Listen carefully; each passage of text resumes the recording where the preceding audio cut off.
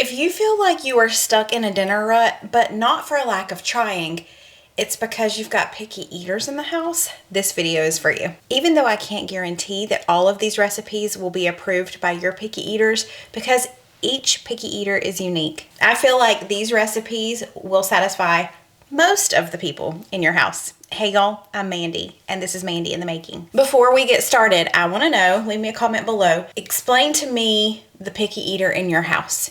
Is it something out of the norm that they don't like? Or is it just, I don't like this, this, this, and this? So I want to hear, what is it that your picky eater does not enjoy, and what do you have to kind of do to get around that? Let's cook some meals. The first recipe we're making takes about 30 minutes. It is a bacon cheeseburger skillet tortellini. First of all, it's 30 minutes. Second of all, it has bacon in it. It's a winner. The first thing we need to do is just make this tortellini according to package directions. It says to put it in boiling water for just a few minutes, like 3 minutes. The recipe calls for 19 ounces. This is a 20-ounce package, but you could use frozen as well. Just cook it according to the package directions. While we're waiting on our tortellini to cook, I've got this large skillet that I'm heating to medium high. I have 1 pound of ground beef. I'm gonna add in about a ½ cup of diced red onion and about 2 tablespoons of minced garlic. I am truly multitasking. I've got my ground beef over here started. I need to have all of these cherry tomatoes. And I know there's a trick to do that in between a plate or 2 plates, I think, but I've got some time to kill anyway, so we need 2 cups of cherry tomatoes halved. These are done cooking. I'm gonna drain them and just set it to the side for now. Oh no, man overboard. Okay, so my hamburger meat is done cooking. I really don't have much grease in here at all, so I'm not gonna worry about it. If you do have a lot of grease, drain that off. Next, you're gonna add in your cherry tomatoes, and if you have spinach, 2 cups of baby spinach will go in at this point too. My store was out of spinach, so we're gonna forego, unfortunately. Okay, my tomatoes are starting to kind of pop or burst, which means it's time to move on to our next step. I have a couple of tablespoons of all-purpose flour. We're gonna add that in and stir it around and cook it for about a minute just to get that flour taste out. This flour is gonna help thicken the sauce here in just a second. I know we don't have sauce yet, but we're about to. Now I've got 1½ cups of milk. I'm gonna whisk this in until it starts to thicken. It's been about a minute, maybe 2, and it is definitely starting to thicken. We're gonna add in 2 3/4 cup of triple cheddar cheese. Now I just bought this already bagged because this was a 3-cup bag, and that's how much we'll need in the end. We're gonna top it at the very end with just a little more cheese once the bacon and pasta goes in. So just reserve a little bit for that.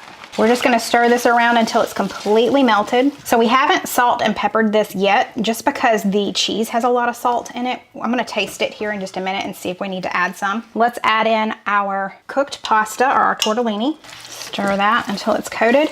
And then earlier I cooked up some bacon and I crumbled that up. We need about a cup of crumbled bacon because this is bacon cheeseburger pasta. So now let's add our bacon in and stir that until it's all good and coated. I'm gonna turn the heat off. I know I'm gonna want some black pepper for sure, but I'm gonna taste it and see if I also need some salt. It's very good, but it definitely needs just a little bit of salt and pepper. All right, that's dinner, y'all. Let's eat. We got tortellini, a little hamburger meat in there. It makes a great meal. There's also bacon in there, just in case you haven't gotten it. Oh, really? Mm-hmm. There's little pieces of bacon throughout. That sauce is really good. Yeah. It's very creamy. It's got great flavor. Yeah, Good. that is really good. Awesome. It's better than Hamburger Helper. Good. But Hamburger Helper does make a great meal. It does. It does. Really quickly, before we move on, I just wanted to let you know I exist outside of this little box in YouTube. I am over on Facebook, and I'm on Instagram, and I do have a newsletter. I have a website, in fact, if you've never checked that out. A lot of the recipes that I share are on the website. You can also sign up for my newsletter there, and then I'll have the links to my Instagram and my Facebook down below in the description box. I'm able to be a little more free in those spaces and share a little more of what's going on in our life. So if you're ever interested in kind of some behind the scenes and things that are going on outside of me in the kitchen, that's where you'll want to follow me. This is a good twist on taco night. We love to always change it up instead of just doing the same old tacos every single week. This week we're going to be having Fritos taco bowls. I'm going to start out on the stovetop browning my ground beef and onion, then everything is going into the crock pot and it'll be ready for dinner tonight. The only chopping I'm going to have to do is just chopping up this onion. You could always add in some jalapeno or even some green chilies as well, like even diced green chilies from a can. I think I only need about half of the onion. I'm gonna put the other half of the onion in this little onion keeper that I have. I found this at TJ Maxx, I think, a while back. This part is stretchy, so if it's a large onion, it'll stretch over it. It's really nice. So I've got 1 pound of ground beef here in this skillet. I'm also gonna add our half an onion, and we're just gonna brown this. My meat is browning on the stove, so now I'm coming over to my crock pot. I've got my smaller crock pot today. I don't need my larger one. I'm just gonna go ahead and spray it with a little bit of nonstick spray. You could use a liner as well. We are gonna empty in 2 cans of chili beans. I am not going to drain these. That's the great thing about chili beans is you wanna keep that juice. There's a lot of flavor in that juice. We're gonna add in a can of Rotel. Again, you don't wanna drain it. And 1 8-ounce can of tomato sauce. Gracie, I have nothing for you, babe. I have no cheese, none. I'm not lying. Now, my ground beef is very lean, so I don't have to worry about draining it, but if you've got a fattier meat, then you'll need to drain off the grease before you move on to the next step. We're gonna add in a pack of taco seasoning, or about 2 to 3 tablespoons of homemade taco seasoning like I have. And I'm gonna add in 1/3 cup of water. The original recipe called for 1.5 pounds of ground beef and 1/2 cup of water, but I didn't want to break up 2 packs of ground beef. So we just went with 1 pound. Okay, this is done. Let's turn off the stove and head over to the crock pot. Yeah, we'll add cheese at the end, okay? Yeah, not right now. I'll see you later, okay? Okay, bye-bye. Directly into our crock pot, we are gonna add in our ground beef and onion mixture. And now you just wanna mix this really well. And you can cook it on high for 3 to 4 hours or low for 5 to 6 hours. It is 1 o'clock, so I'm gonna do it on low. I think we'll be fine.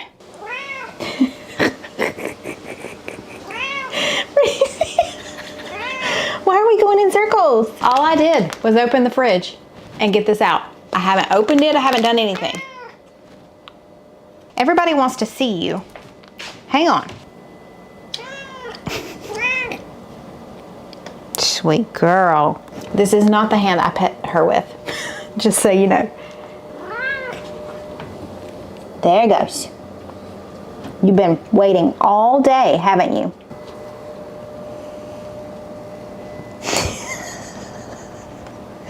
I love you, girl.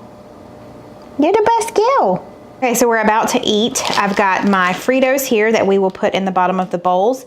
I cut up some tomato, some cilantro. I did buy already shredded lettuce just for convenience factor. We have some jalapeno slices in here. I have this cheese and some sour cream.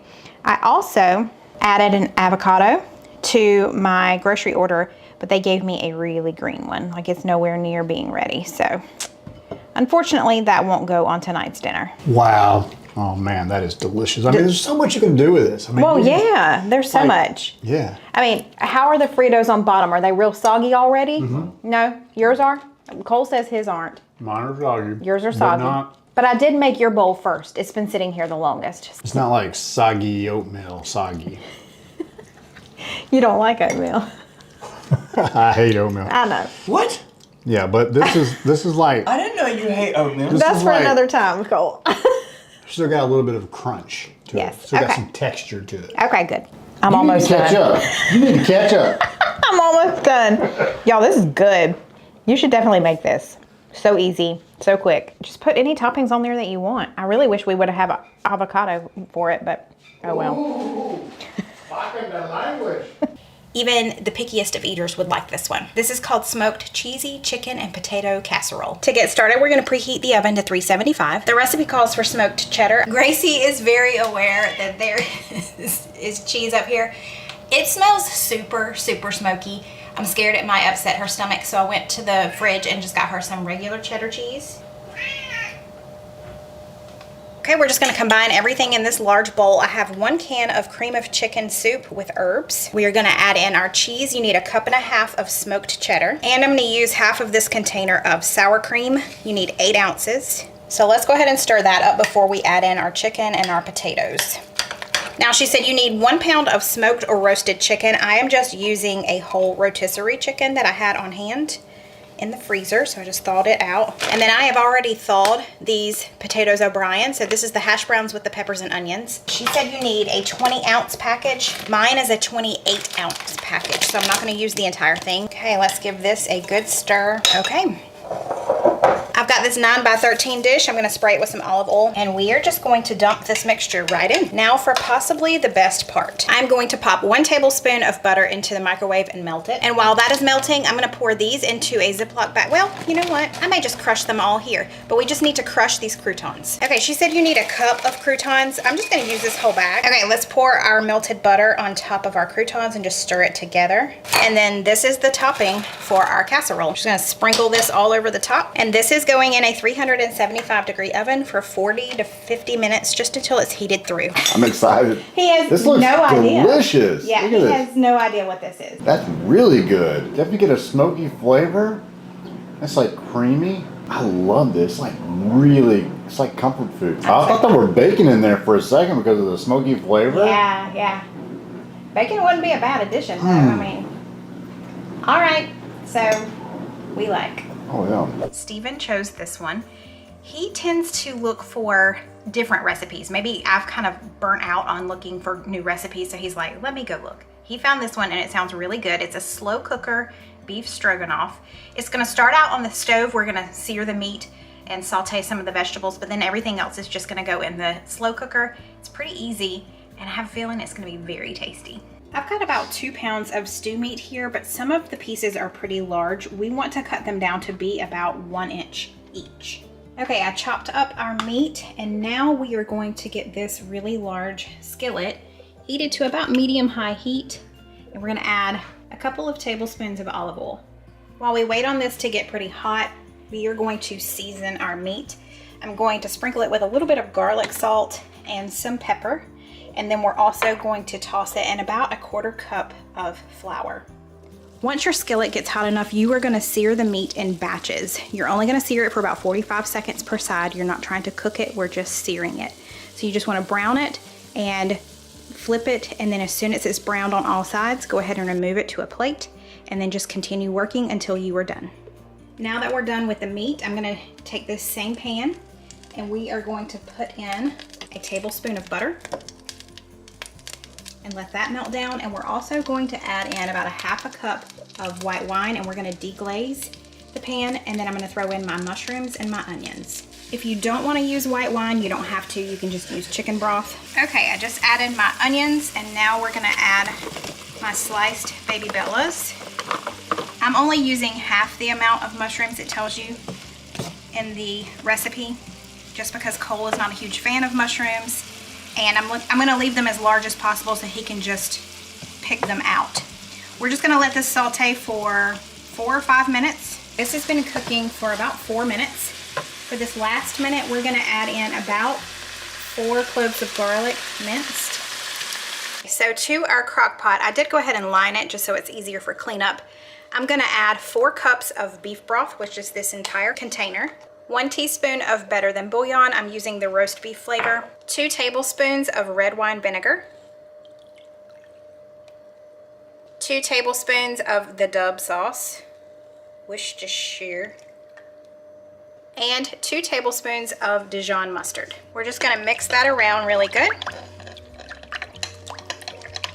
Now we're gonna add in all of our beef and any juices that are on this plate, and our onions, garlic, and mushrooms, along with any sauce that's left over. Let's give that a good stir. And then this is gonna cook on high for 4 to 5 hours, or if you're doing it earlier in the day, you could do it on low for 8 to 9 hours. Okay, it's time to finish up our stroganoff. Let's make a cornstarch slurry. I'm going to get 1/4 cup of cornstarch and 1/4 cup of water and mix that together here. It's hard to do this one-handed. It takes just a little bit to get the clumps to go away. You just gotta work with it. Before we add this in, I'm gonna go ahead and start my egg noodles. First thing we're gonna do is pour in our cornstarch slurry. This is just gonna help thicken it up. We're gonna flip this over to warm. While we let this sit, we're gonna mix 1.5 cups of sour cream with a couple of ladleful of the liquid that's in there with our beef stroganoff. Dude behind the camera has mentioned it twice that he would love for me to add just a little bit of this. So we're gonna add it right here into this. A little crushed red action. Oh yeah, that's starting to thicken up. And now we're just gonna add in our sour cream mixture. Now, the recipe does say it's optional. You can add in a can of cream of mushroom soup if you want to right here. We're not going to, but that will thicken it up even more. Okay, y'all, let's eat. All right, well, this was the recipe you picked out. So if you don't like it, it's your fault. Oh. Maybe a little pat on my back too, you know, since I cooked it. Oh, yeah. Oh, thanks. Wow! Buttery just melts in your mouth. It's funny that you say butter because I just remembered something. At the very end, it calls for 2 tablespoons of butter to mix into it, and I did not do that. But it's okay? Mm-hmm. Would that just like take it over the top maybe? It's already over the top from your facial expression. I mean, it would smooth it out some, but it's not going to really add so much. Okay. I mean, totally forgot. I just got sidetracked and forgot to do that. But this is tremendous. Yay. The sauce is crazy good. Okay. We're going to be making Boursin chicken. We're going to season our chicken. I've got 2 chicken breasts that I cut in half lengthwise. We're going to season them with a little bit of salt and pepper and some garlic powder. The same thing to the other side. Okay, let's take our chicken over to the stovetop. So I've got this large skillet heated to about medium-high heat. We're going to add in about a tablespoon of olive oil and about a tablespoon of butter and let that melt.